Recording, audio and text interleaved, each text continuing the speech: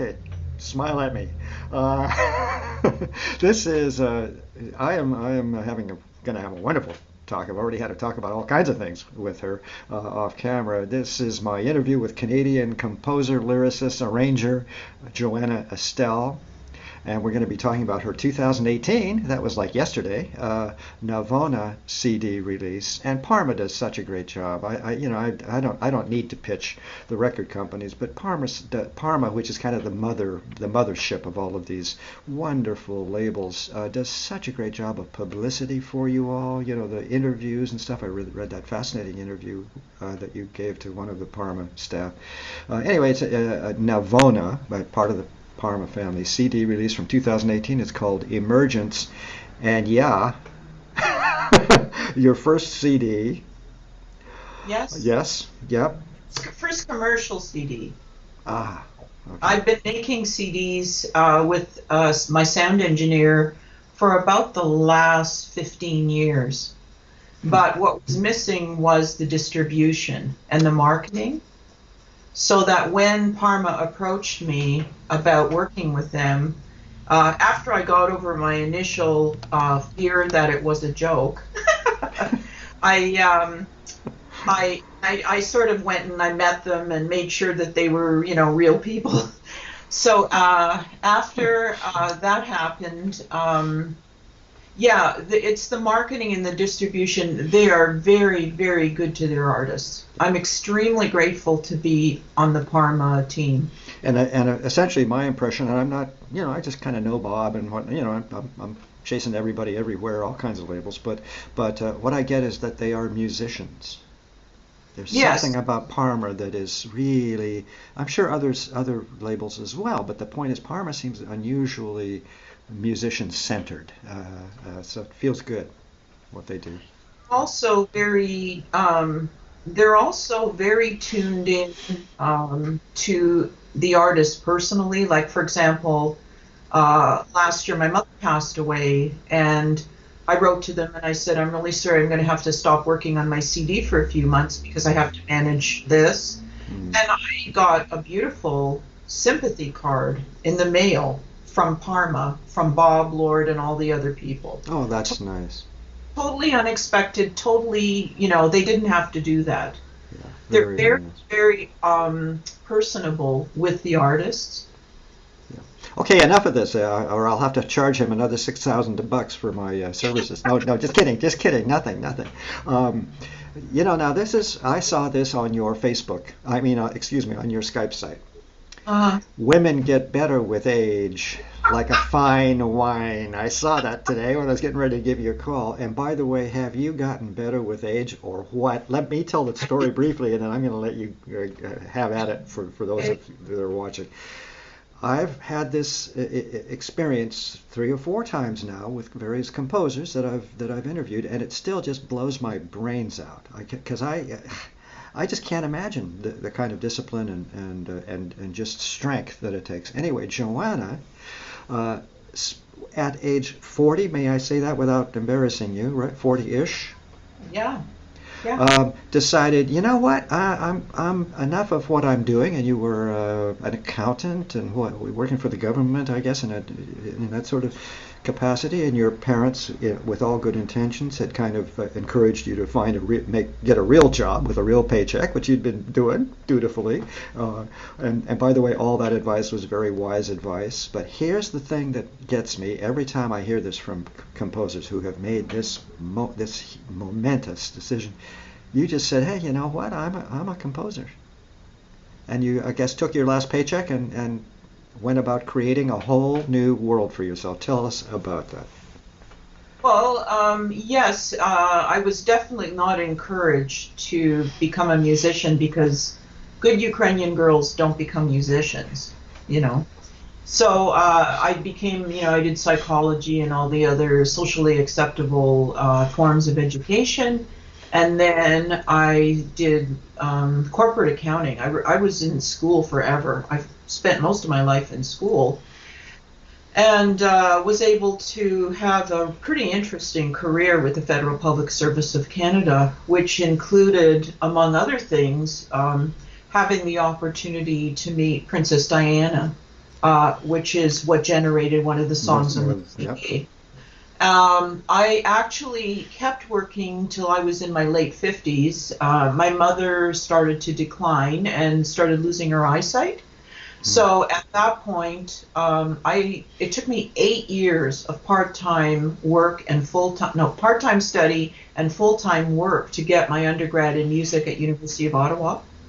So it was hard. It was a hard 8 years. And then at the end of that time, I quit government, moved several hundred miles south to become my mother's full-time caregiver, and started my master's in music at York University. So I was in my late 50s when I really, really sunk my teeth into, like academia music-wise. But the truth of the matter is that in the early 1990s, there were some folks in Ottawa that I respect very much. Two professors from the University of Ottawa, John Armstrong and Lawrence Iwashko. And Lawrence had found out that I wrote songs. And I had all these little pieces of paper in my closet with little song lyrics on them. And one time he came over and I said, "Oh, I wrote a song for you. Do you want to hear it?" And it was called Larry Larry, which is his nickname, which he hates. But it was a beautiful song. And after I played that for him, he went, "Did you write that?" And I said, "Yes, I did, actually." And he went, "That's amazing." So he wanted to know what else I had been doing. And at that time, he was conducting a group called Cantata Singers of Ottawa, which was a pretty classy classical music choir. And John Armstrong was a professor of composition or of theory at the University of Ottawa. And he gave my pieces to John, and John did some pretty fine choral arranging, because that was before I learned how to do choral arranging. That was in the early 1990s. So I started getting involved, it was never a direct route, it was always like a diagonal. It's been an interesting road.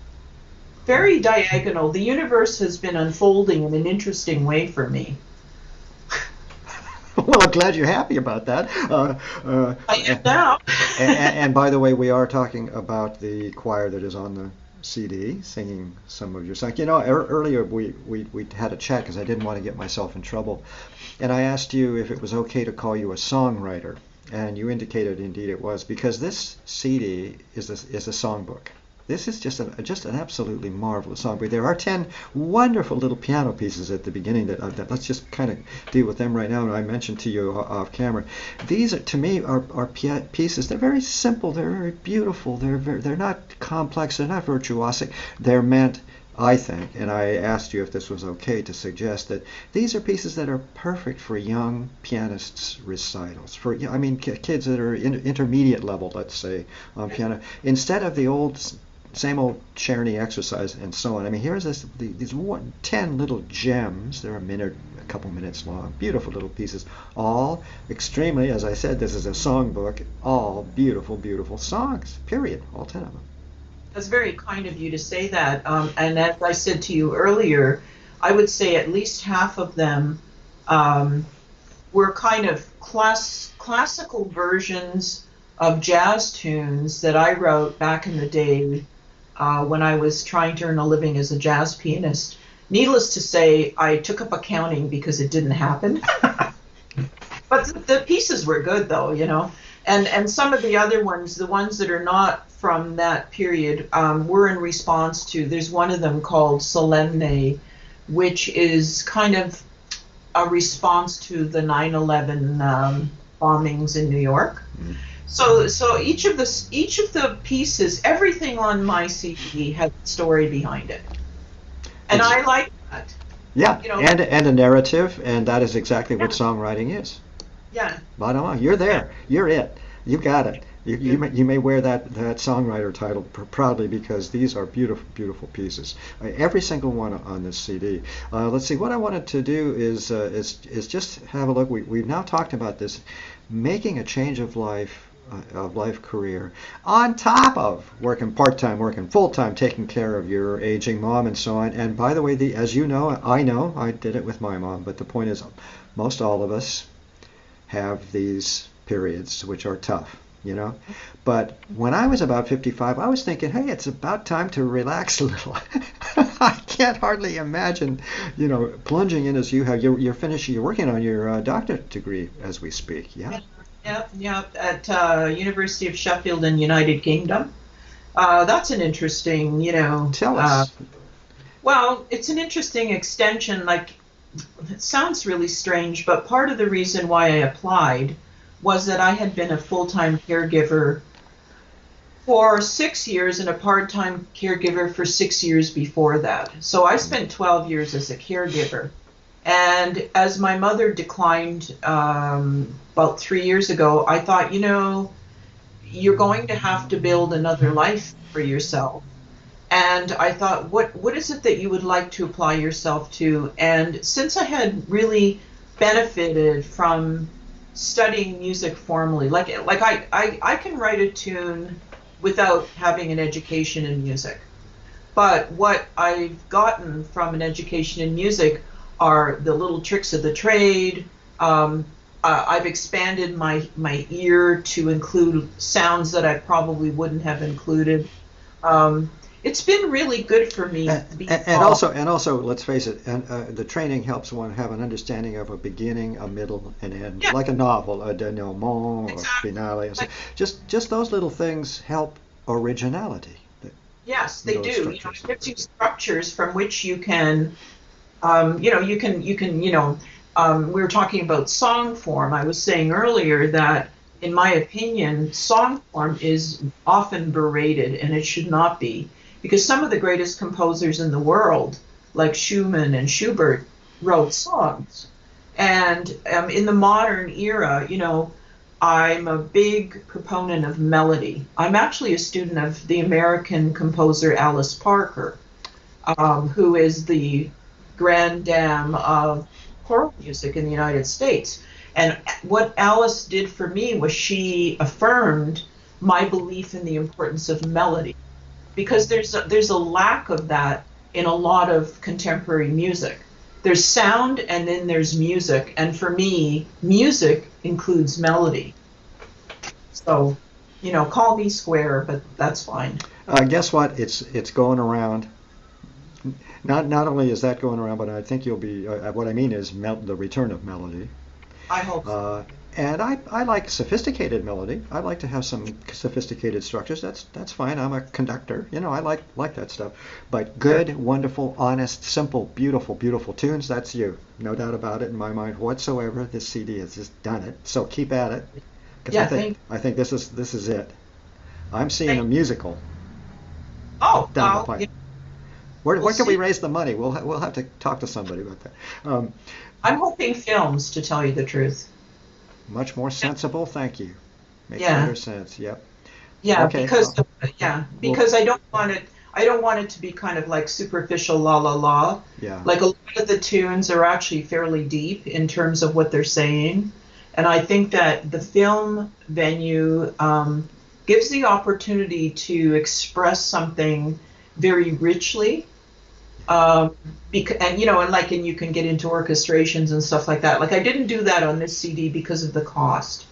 Mm. I recorded on a cost-effective basis. That's the accountant in me. That's very Be- sensible. Well, It's easy to get carried away, I would yes, say. it is. Yes, Yeah. it is. Yeah. But no, I would love for my pieces to be considered for films, and that's one of the objectives I would love to see happen. Exactly right. And there's always a purpose to putting out Hmm. a CD. There's always a purpose. It's not just for fiddlesticks that you invest time, the 2 or 3 years, the on and on and on, the recruiting of Yeah. musicians, and to say nothing of the cost. So this to me, I'm just going to tell you and everybody else out there, this is a beautiful CD of songwriting. Thank. Beautiful songwriting. I kind of wanted to ask you. You did some graduate study. I can't quite find or did some extra study about spirituality. Touch on that, would you? Because it's all about your music, I think, frankly. Yes, it is. Actually, you have to understand my background without getting really deeply into it. I grew up in a Byzantine Christian community where song where liturgy, Byzantine liturgy, was like really central to the experience of being part of this community. So, like a lot of the main influences of my work are turning out to be Ukrainian folk music and arts, Byzantine liturgical music, because I used to sing in the choir, and some of the holy minimalists like Arvo Pärt and John Tavener. So when I did my master's in music at York University from 2001 to 2011, I wanted to try to, it, mainly for my own understanding, was to connect how music and spirituality are intrinsically connected. So I did research on that, and out of that research came a study with a fellow named Neil Douglas Klotz, who's a Sufi mystic and world-renowned author who lives in Scotland. And I've studied with Neil on and off for about 10 years.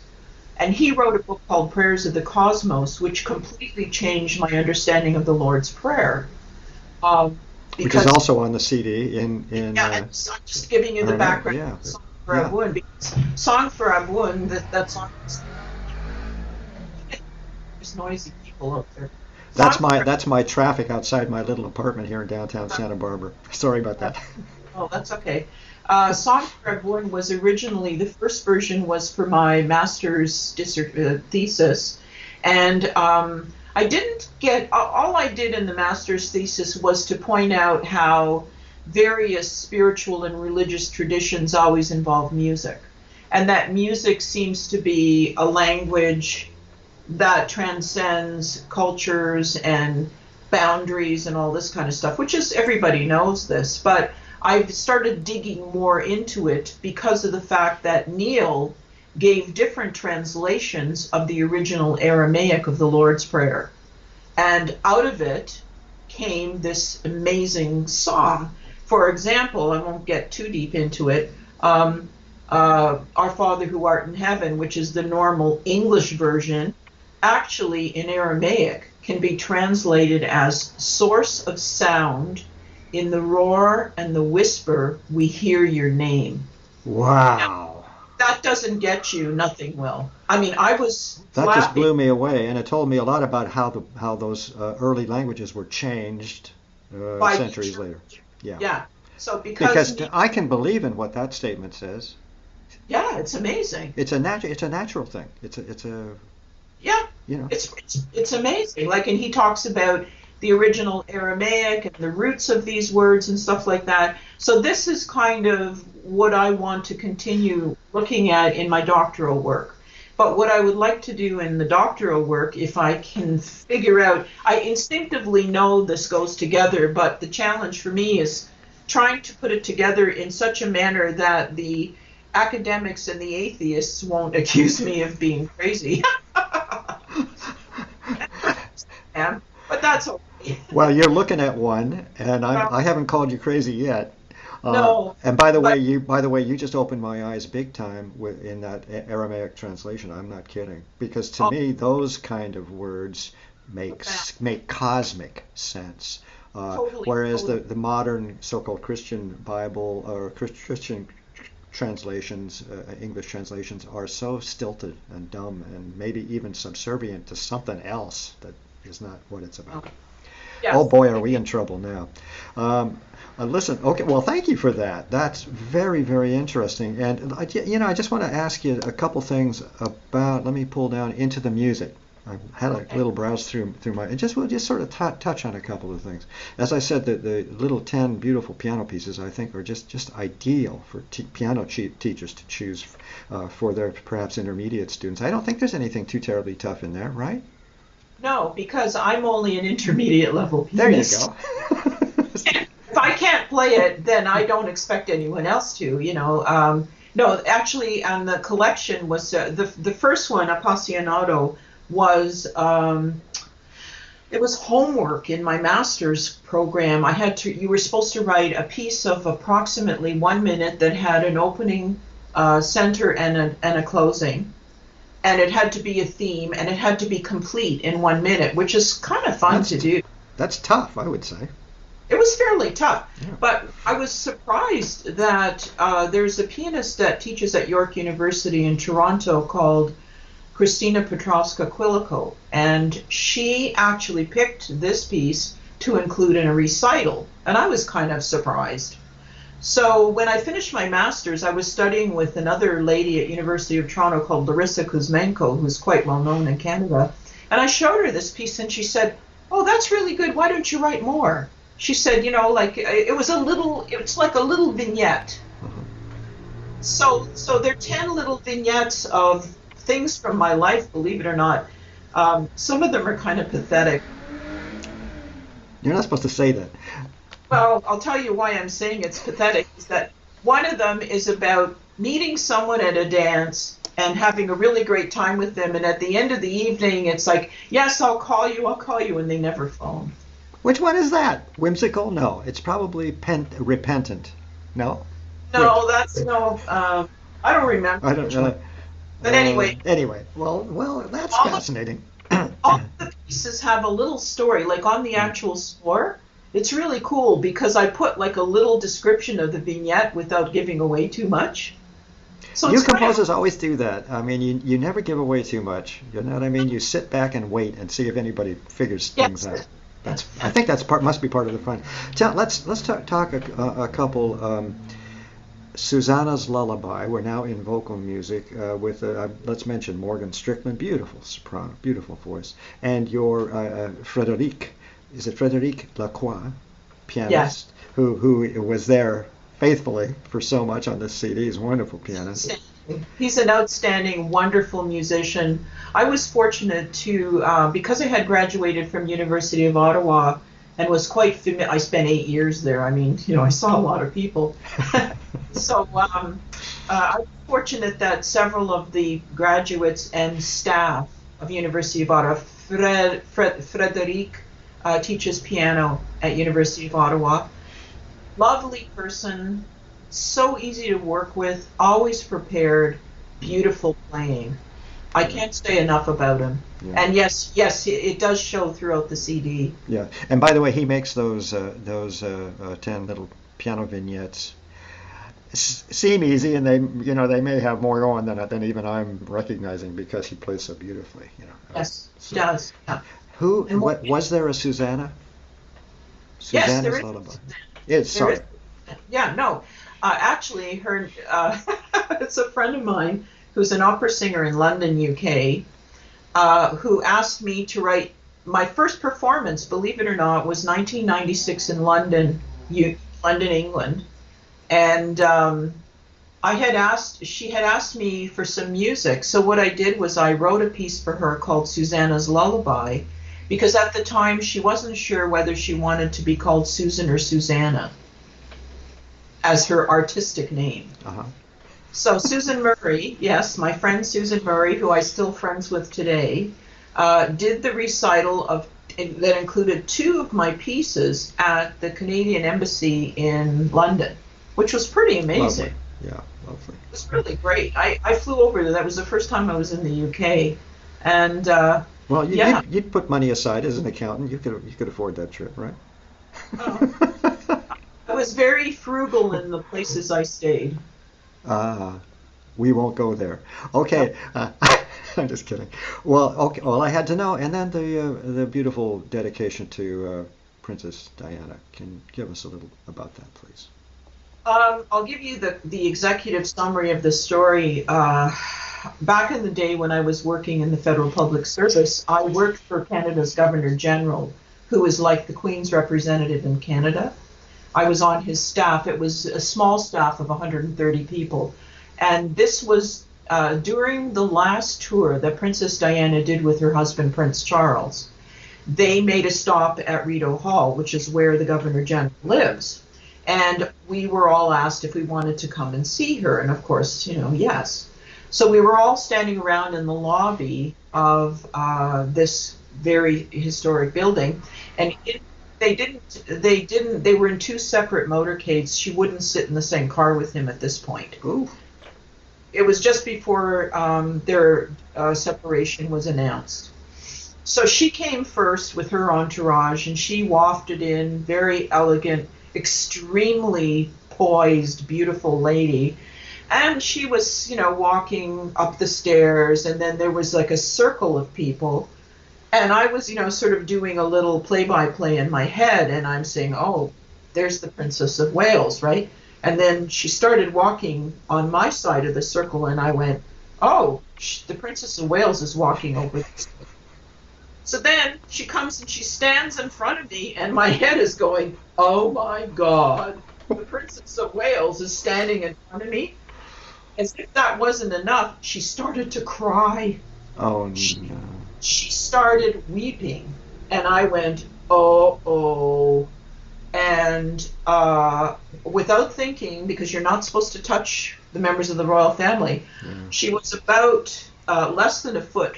Her face and my face were less than a foot apart, and I grabbed her hand because she really needed somebody to give her a hug. And I just squeezed her hand and I said, we really love you here and we wish you the best, and, those kinds of things, to give her a chance to recover herself. Mm. And while this was happening, she had amethyst colored eyes, and she shot this energy through me. It was astounding. It was like an electrical shock. And I kind of went, whoa, this is amazing. And then she gathered herself together and, went off. And I thought that was the end of it. Well, that was in fall of 1992. In the beginning of the summer in which she died in the car crash in Paris, I started writing this song in French called Qu'est-ce que c'est la vie? Had no idea what it was about.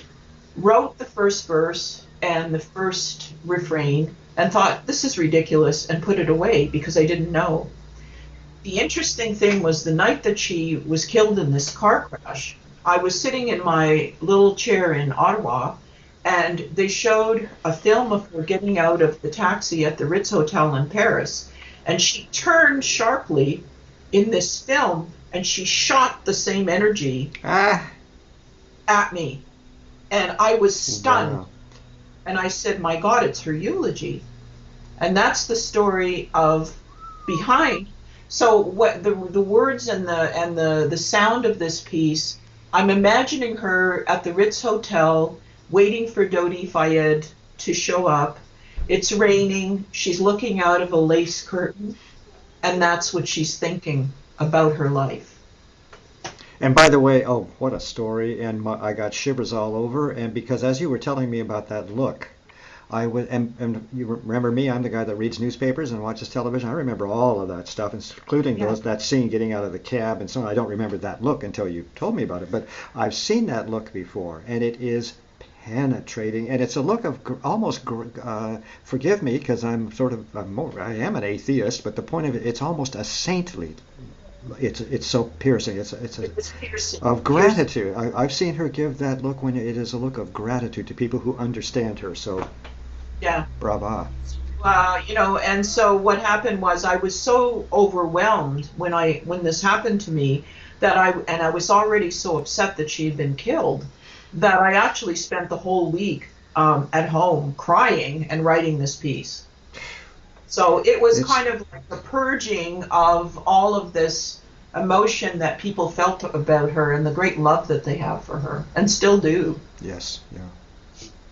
And we hear horrible things about how some people are treated by the royal family mechanism, let's say, by the royal family mechanism. So, wow, what a story. Well, I think everybody gets a pretty good idea that this CD, this CD, emergence is indeed an emergence. That's all right, but also so many interesting songs on this CD. I'm thinking of Water Canticle. We should mention that the Awashko Singers, I think I did earlier, are on this CD as well. What else? Is there? I mean, you have been asked about your favorite piece on this CD. Is it still the same from the Parma interview, or what? Is there anything here that I've forgotten to bring up since we were just touching on things? No, I still think for me, I mean, I loved writing all of them.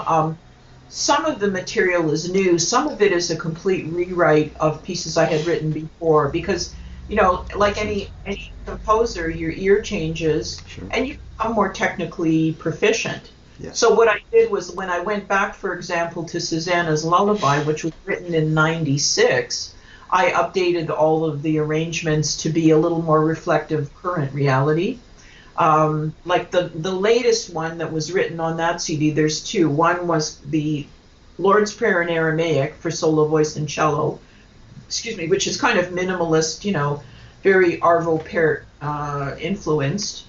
And I really like that piece. And the other one is a piece I wrote for my mother I in was going to ask. I was going to ask you about. So forgive me for shrieking at you, but I was going to ask you, and I didn't think we had time. Tell me about the piece for your Ukraine. mom. It's The, so beautiful, so moving. the quick story is that my grandfather was a Ukrainian poet. He was also a freedom fighter and was driven out of Ukraine by the Bolsheviks in the early 1920s. But he wrote, came to Canada, escaped to Canada, brought my mother and my grandmother and my aunt, and he spent his whole life fighting with the pen, not the sword. And he has a book of poems called Scattered Pearls in English. And in this book, he wrote a poem for me when I was 10 years old to say at Ukrainian school, because I had to go to Ukrainian school on Saturdays. This is what you did when you were a good Ukrainian kid. Anyway, when my mother, it's kind of a sad story, but it's a beautiful story. When my mother was diagnosed with cancer at the end of 2016, I wanted to give her something that would be on this CD, kind of as in honor of my mom. And so what I decided to do was I took the poem that my grandfather had written for me when I was 10 in Ukrainian, and I set it to music, and I arranged it as a duet, and accompanied by cello and piano, and made a nice quartet out of it. And we recorded it, and I'm happy to say that the last time my mother was home, which was in January of 2017, she got to hear it. That Beautiful. that Very meant moving. a lot. Yeah. Very moving. And boy, am I glad I asked you these questions because there's not a whole lot of information. You leave a whole lot of us for us to guess at. On the CD, what can you do except let people read the words, of course, Yes. which are very important. By the way, these are all your own lyrics to all Yeah. these songs? Yeah, I just wanted to. I forgot to ask you earlier, and I knew it, but I wanted to confirm. So, all right, here we go. We're going to end it now. I have had a wonderful talk, and by the way, revelation upon confirmation, upon glory, Oh, I mean, you made the right decision, oh, thank you. you know? Well, you know what I can say. It was the right decision for me to wait because had I tried to do music when I was in my 20s, the the depth of the thoughts, the sound would not be at all what it is now. So I'm a firm believer in the ripening of the spirit, and all those experiences and like meeting Princess Diana and all this stuff. They all contribute to what I call music for adults. I write music for adults. And, either you like it or you don't, and that's fine. But I'm really trying to express sound wise and text wise things that are a bit on the more profound side. That's all. Yeah. And that's why, it's not about making money, it's about sharing quality music and thoughts. Yeah, absolutely.